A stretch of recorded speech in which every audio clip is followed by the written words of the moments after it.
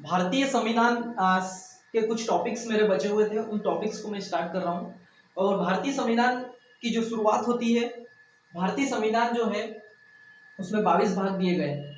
और इसके पहले की जो वीडियोस हैं या क्लासेस हैं, उस क्लासेस में अगर आप देखोगे तो मैंने भाग 3 से उसमें स्टार्टिंग कर रखी है। तो हम लोग देखते हैं कि भाग 1 जो है, संविधान में कुल टोटल 22 भाग है, जिसे अगर हम सामान्य भाषा में कहें तो अध्याय, एक तरीके से कि जो संविधान की जो एक किताब है, उस संविधान की किताब में 22 अध्याय है। उस 22 अध्याय में से भाग 1 जो है वो किस बारे में बात करता है, भाग ए में क्या क्या शामिल है और उसमें किस अनुच्छेद से लेकर किस अनुच्छेद की चीजें उसमें शामिल है, इसके बारे में हम लोग आज देखते हैं। तो भारतीय संविधान का भाग जो 1 है, भारतीय संविधान निर्माताओं ने जब 26 जनवरी 1950 को संविधान को लागू किया था, उस समय भारतीय संविधान में 22 भाग, 8 अनुसूचियां और 395 अनुच्छेद के साथ इसे लागू किया था। ये आप सब लोग लगभग इससे जानते हो कि 8 अनुसूचियां थी मूल संविधान में, 22 भाग थे और 395 अनुच्छेद थे। तो जब हम 22 भाग को पढ़ते हैं तो पहला भाग जो है, उस भाग का नाम है संघ और उसका राज्य क्षेत्र। 22 भाग में प्रथम भाग जो है संविधान का, वो है संघ एवं उसका राज्य क्षेत्र। इंग्लिश में इसे बोला जाता है the union and it's territory. ठीक है, इसको इंग्लिश में बोला जाता है the union and it's territory. तो देखो, भाग 1 जो है, भाग 1 अनुच्छेद 1 से स्टार्ट होता है और अनुच्छेद 1 से लेकर अनुच्छेद 4 तक इसमें चीजें शामिल है। तो भाग 1 में जो चीजें हैं, उसका एक तो सब्जेक्ट याद रखिएगा, संघ एवं उसका राज्य क्षेत्र, ये उसका सब्जेक्ट है। दूसरी चीज यहां से याद रखने वाली कि भाग 1 में किस अनुच्छेद से लेकर किस अनुच्छेद तक है, तो अनुच्छेद 1 से लेकर 4 तक चीजें इसमें शामिल है।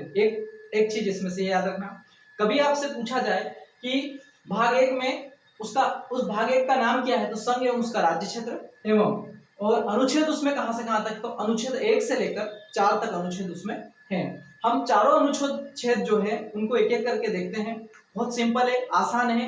भारतीय संविधान की स्टार्टिंग में हमको भाग 1 जो है, ये यहां से स्टार्टिंग होती है कि भारत क्या है, किस प्रकार से भारत को बनाया गया है, ये सारी चीजें इसमें शामिल है। तो अनुच्छेद 1 जो है, अनुच्छेद 1 ये बोलता है, अगर आपको यहाँ पर बोर्ड पे दिख रहा हो, भारत राज्यों का संघ है। मतलब भारत क्या है, एक राज्यों का संघ है। अर्थात हमने देखा कि भारत में अभी वर्तमान में 28 राज्य और 8 केंद्र शासित प्रदेश है। तो भारत के संविधान निर्माताओं ने जब संविधान बनाया तो अनुच्छेद 1 में 2 प्रकार की बातें शामिल की गई थी। एक, फेडरल का अर्थ भी संघ होता है और यूनियन का अर्थ भी संघ होता है, पर इन दोनों में बहुत अंतर है। फेडरल और यूनियन, इन दोनों में इसलिए अंतर है कि फेडरल का जो ढांचा है वो अमेरिका जो देश है वहां पर दिखता है, जबकि यूनियन जो चीजें हैं वो हमारे भारतीय संविधान में दिखती है। तो भारत ने यूनियन शब्द का उपयोग किया, अर्थात भारत राज्यों का एक यूनियन है ऐसा बोला गया, जबकि अमेरिका जो है वो फेडरल पर विश्वास करता है। तो फेडरल और यूनियन को थोड़ा सा समझने की कोशिश करें। फेडरल जो है वो राज्यों की सहमति से केंद्र को दी गई कुछ शक्तियों का एक देश होता है, एक शक्ति प्रदान किया हुआ एक कंट्री होता है।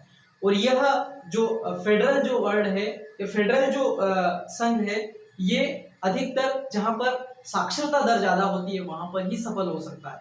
भारतीय संविधान निर्माताओं ने जब संविधान बनाया तो यहाँ पर फेडरल उपयोग ना करते हुए, फेडरल जो शब्द है उसको उपयोग ना करते हुए यूनियन शब्द का उपयोग किया था। इसलिए किया था कि भारत जब आजाद हुआ था उस समय भारत की साक्षरता भी कम थी, साथ ही जो फेडरल जो स्ट्रक्चर होता है उसमें राज्य स्वतंत्र होते हैं। अर्थात हम ये कह सकते हैं कि वो जो एक देश होता है उससे राज्य कभी भी अलग हो सकते हैं, क्योंकि एक समझौते के आधार पर वो उस देश से जुड़े हुए हैं। अमेरिका में 50 राज्य है, अभी अमेरिका के 50 ही राज्य आपस में एक जुड़कर एक यूनाइटेड स्टेट बना रखा है उन्होंने। वो जब चाहे, जैसे अलास्का चाहे या दूसरे जो राज्य हैं वहां के, वो सारे राज्य कभी भी अपनी सहमति के आधार पर अलग हो सकते हैं। जबकि भारत में यूनियन शब्द का उपयोग किया गया है, तो भारत के राज्यों को इतनी स्वतंत्रता नहीं है कि वह इस भारत के संघ से अलग हो। इसलिए भारत में यूनियन शब्द का उपयोग करते हुए यूनियन को अपनाया है हमने। तो भारत का संविधान जो है भाग 1 का अनुच्छेद 1 जो है उसमें लिखा है भारत राज्यों का संघ है, अर्थात भारत जो है वो 28 राज्य और 8 केंद्र शासित प्रदेशों से मिलकर बना है।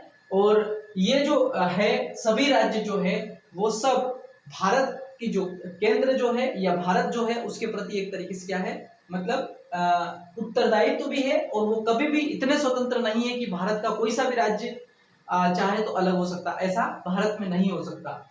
दूसरी चीज यहां से याद रखना कि जो ये 28 राज्य और केंद्र शासित प्रदेश है 8, इनको यहाँ पर दर्शाया नहीं गया कि ये कहां पर है।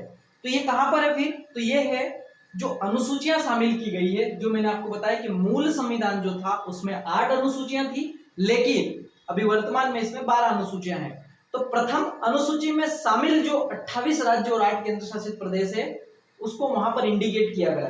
अनुच्छेद 1 ये बोलता है कि अनुसूची 1 में शामिल 28 राज्य और 8 केंद्र शासित प्रदेश जो है वो भारत उनसे मिलकर बनता है या राज्यों का एक संघ है। तो कहां पर है, 28 राज्य और 8 केंद्र शासित प्रदेश वर्तमान में जो है ये अनुसूची 1 में शामिल है। अर्थात हमें राज्यों को अगर देखना है तो अनुसूची 1 को हमको पढ़ना होगा।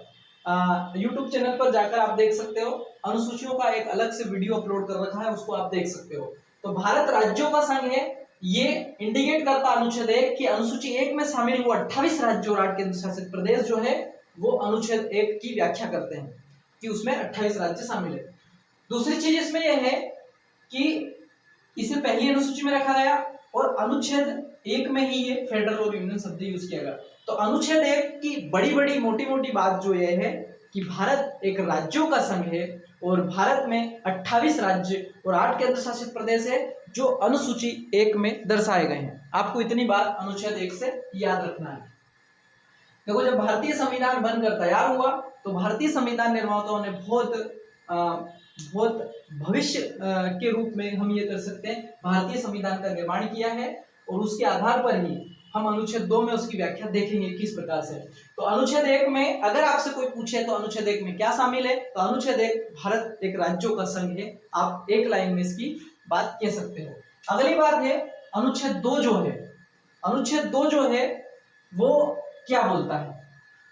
तो मान लो थोड़ी सी देर के लिए हम छोटे से एग्जांपल से समझते हैं कि भारत जो है अगर किसी विदेशी राज्य को जीत लेता है, भारत अगर किसी विदेशी राज्य को जीत लेता है तो उस जीते हुए पार्ट को जब भारत के राज्यों में शामिल करते हैं उसका वर्णन अनुच्छेद 2 में कर रखा है।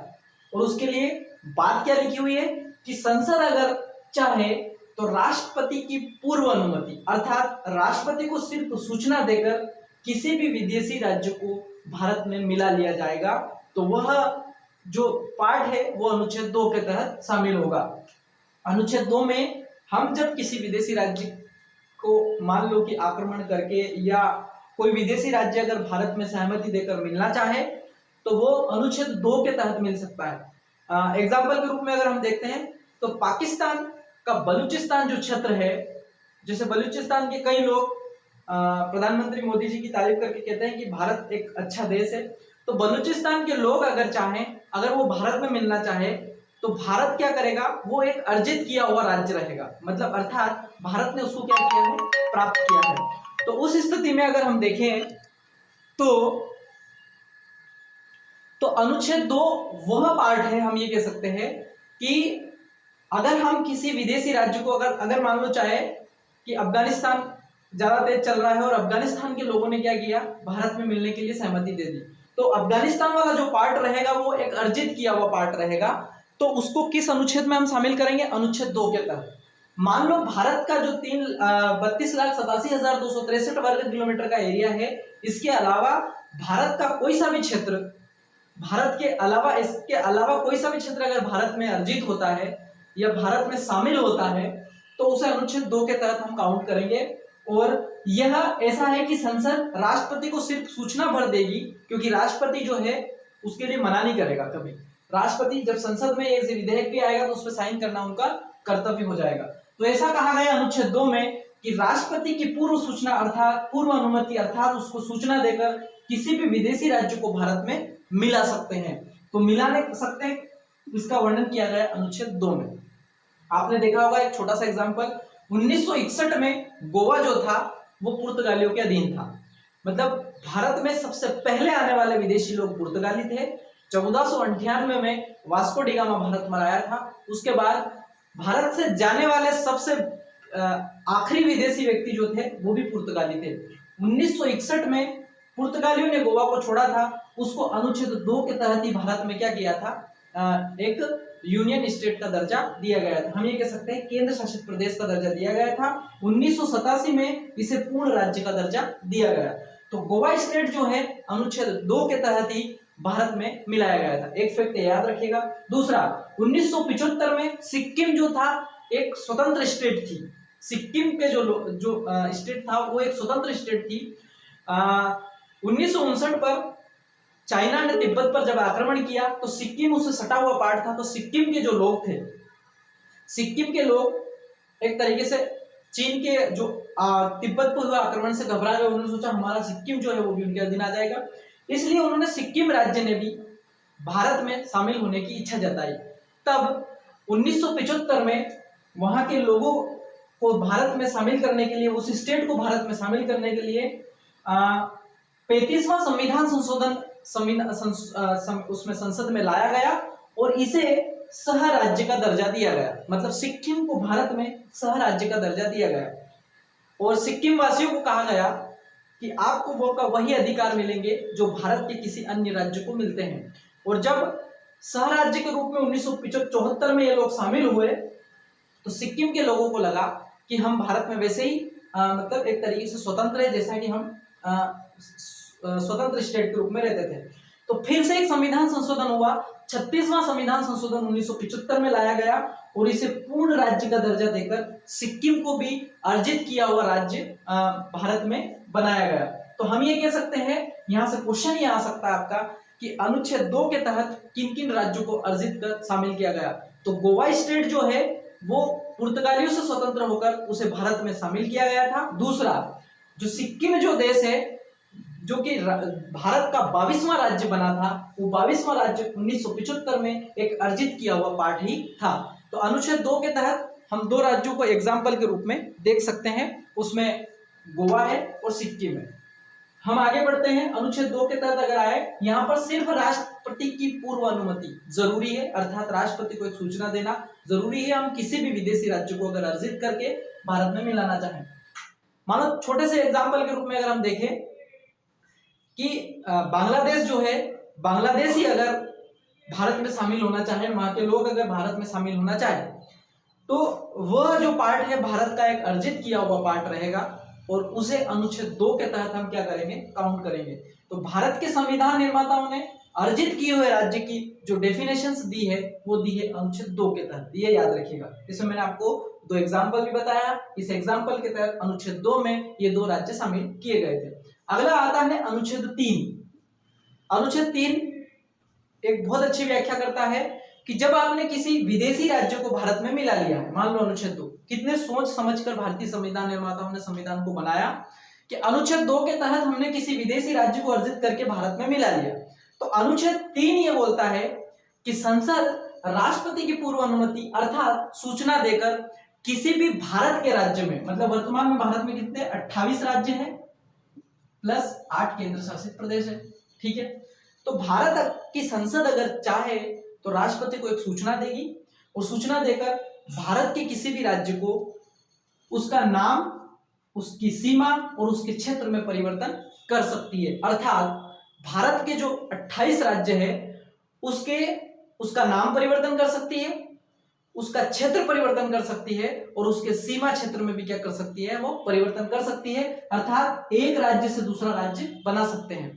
तो देखो, जम्मू कश्मीर वाले पहले ऐसा सोचते थे कि भारत जो जम्मू कश्मीर जो है एक स्वतंत्र स्टेट है, आपने देखा भी होगा, उसका स्वतंत्र झंडा था, उसका स्वतंत्र एक राष्ट्रगान था और वहां की जो विधानसभा थी उसका भी 6 वर्ष का कार्यकाल था। तो जम्मू कश्मीर वाले को ये संविधान का अनुच्छेद 3 को जरूर देखना चाहिए था, क्योंकि संसद के पास वो पावर है कि वो राष्ट्रपति की पूर्व अनुमति मतलब सूचना देकर वो किसी भी राज्य का नाम परिवर्तन कर सकती है, उसके सीमा क्षेत्र में परिवर्तन कर सकती है और ऐसा भारत में अगर हम संविधान के समय जब देखें कि 1956 में भारत में 14 राज्य और 6 केंद्र शासित प्रदेश थे, और वर्तमान में 28 राज्य और 8 केंद्र शासित प्रदेश है। तो ये सब कैसे हुआ? ये अनुच्छेद 3 के तहत हुआ। अनुच्छेद 3 में एक राज्य से दूसरे राज्य का निर्माण हुआ, तो ये किसमें हुआ? अनुच्छेद 3 में हुआ। केंद्र शासित प्रदेश बनाए गए, तो ये अनुच्छेद 3 के तहत बनाए गए। हम ये कह सकते हैं कि संसद उसके पास पावर है अनुच्छेद 3 के तहत कि एक साधारण बहुमत से, साधारण बहुमत होता है 50%, ठीक है, मतलब जितने भी लोग उपस्थित, ये है कि संसद में 273 का क्या चाहिए? बहुमत चाहिए।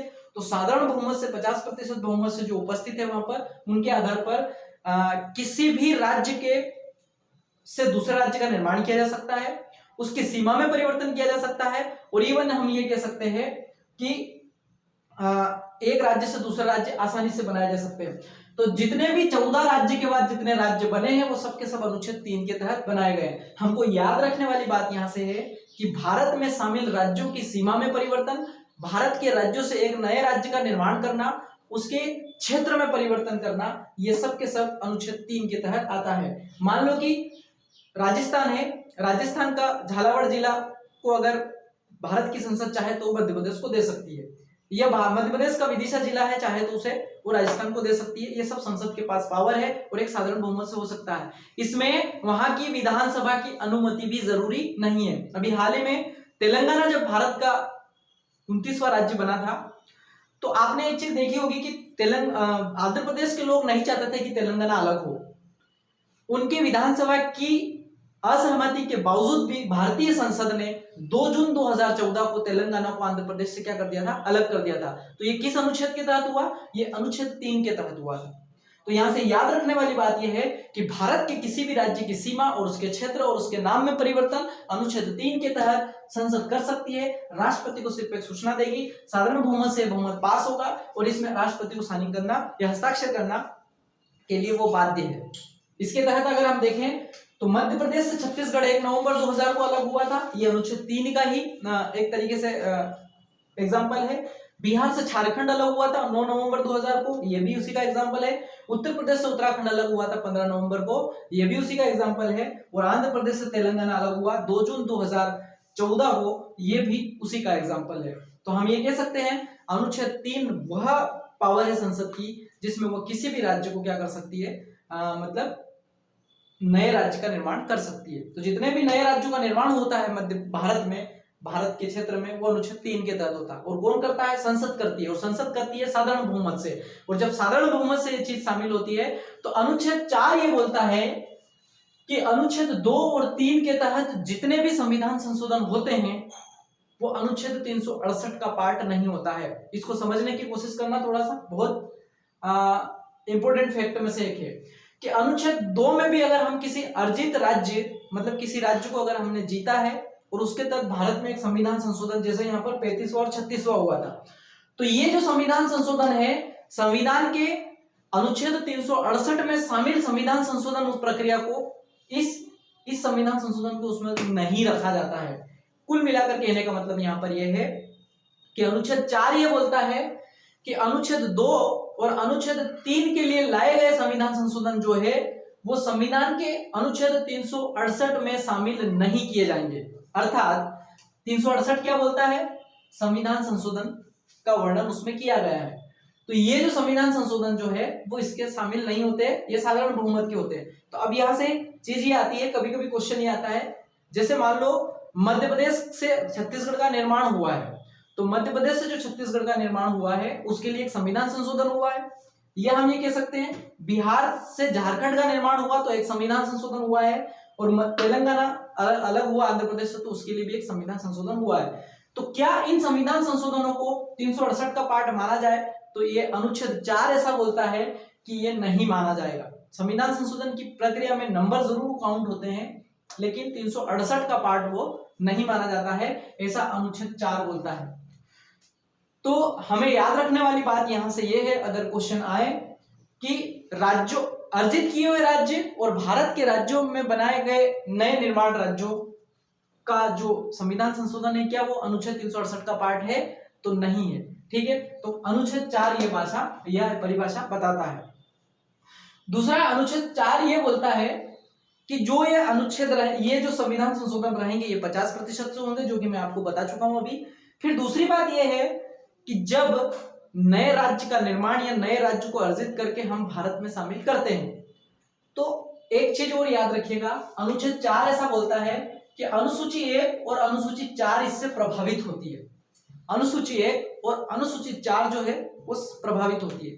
अनुसूची 1 में क्या दे रखा है कि भारत में जो राज्य है 28 राज्य और 8 केंद्र शासित प्रदेश, उसकी सूची दे रखी है। ठीक है, तो जब नया राज्य बनेगा, यह नया राज्य भारत में शामिल होगा, तो यहाँ पर राज्य की संख्या बढ़ेगी, अर्थात अनुसूची 1 में हमें क्या करना पड़ेगा, उस राज्य को दर्ज करना पड़ेगा। तो अनुसूची 1 प्रभावित होगी। दूसरा, अनुसूची 4 में क्या दे रखा है, वहां पे अनुसूची 4 ये बोलती है कि राज्यसभा में सीटों का आवंटन, तो जब कई नया राज्य बनता है, ये नए राज्य का निर्माण होता है, ये नए राज्य को प्राप्त करते हैं, उस कंडीशन में अनुसूची 4 जो है वहां पर सीट का आवंटन उस राज्य के लिए किया जाएगा कि उस राज्य की कितनी सीट राज्यसभा में आवंटित की जाएगी। अभी हाल ही में 31 अक्टूबर 2019 को जब जम्मू कश्मीर राज्य को तोड़कर 2 केंद्र शासित प्रदेश बनाए गए, आप लोग सब जानते हो, तो जम्मू के लिए अलग और लद्दाख करके 2 अलग स्टेट बने। इन दोनों की राज्यसभा सीट जो है के लिए क्या किया गया, प्रावधान किया गया। तो उन दोनों राज्यों को पहले तो अनुसूची 1 में जोड़ा गया, अर्थात अनुसूची 1 उससे प्रभावित हुई। दूसरा, अनुसूची 4 जो है, उस अनुसूची 4 में उन दोनों राज्य के लिए राज्यसभा सीटों का क्या किया गया, निर्धारण किया गया है। तो अनुच्छेद 4 ये बात बोलता है कि जब भी अनुच्छेद 2 या 3 में परिवर्तन होगा तो उससे अनुसूची 1 और 4 प्रभावित होगी, अर्थात उसमें चेंजेस करना पड़ेगा। क्योंकि हमको कैसे पता चलेगा कि अनुच्छेद 1 में लिखा है कि भारत राज्यों का संघ है, तो वो अनुसूची 1 में पता चलेगा कि वहां पर 28 राज्य और 8 केंद्र शासित प्रदेश है। तो ये जो भाग 1 जो था, भाग 1 के तहत आपने जो देखा है, भाग 1 में अनुच्छेद 1 से लेकर 4 तक की जो चीज की हमने व्याख्या की है। निश्चित रूप से संविधान का भाग 1 भारतीय संविधान की जो नींव है वहां से स्टार्टिंग होती है। तो इसी प्रकार से आप संविधान के अन्य जो वीडियो है वो भी इस YouTube चैनल पे देखते रहिए और इस चैनल को लाइक करते रहिए। जय हिंद, जय भारत।